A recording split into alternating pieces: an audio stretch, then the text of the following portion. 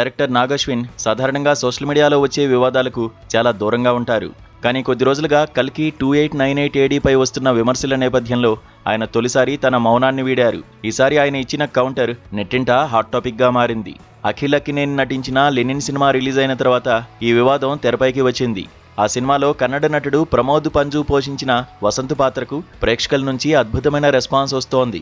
ఈ క్రమంలో ఆయన యాక్టింగ్ను పొగుడుతూ ఓ నెటిజన్ సోషల్ మీడియాలో చేసిన పోస్ట్ వైరల్ కావడంతో ఈ కొత్త చర్చ మొదలైంది. సిల్వర్ స్క్రీన్పై కర్ణుడి పాత్రను వాస్తవానికి ఇలా చూపించాలి అని ఆ నెటిజన్ తన పోస్ట్లో పేర్కొన్నారు. దీన్ని బేస్ చేసుకుని కొందరు నెటిజన్లు కల్కి 2898 ADలో కర్ణుడి పాత్ర చిత్రీకరణపై విమర్శలు చేయడం స్టార్ట్ చేశారు. కల్కి సినిమాలో కర్ణుడిని అతిగా గ్లోరిఫై చేశారని, మహాభారతంలోని అసలు కథకు భిన్నంగా కొన్ని కల్పిత అంశాలను చూపించారని చర్చ సాగింది.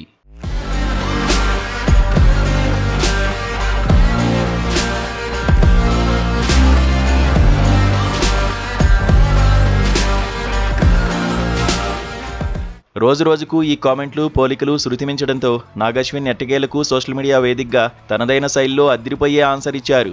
ప్రముఖ ఆర్థికవేత్త, రచయిత వివేక్ దేబరాయ్ ఇంగ్లీష్లోకి అనువదించిన మహాభారతం పుస్తకంలోని ఒక పేజీని షేర్ చేస్తూ ఆయన విమర్శలకు ధీటుగా బదులిచ్చారు. ఆ పోస్ట్లో ఆయన షేర్ చేసిన విషయాలు చూస్తే ఇది ద్రోణవధ పర్వంలో సాక్షాత్తు అర్జునుడితో శ్రీకృష్ణుడు స్వయంగా చెప్పిన మాటలని స్పష్టం చేశారు.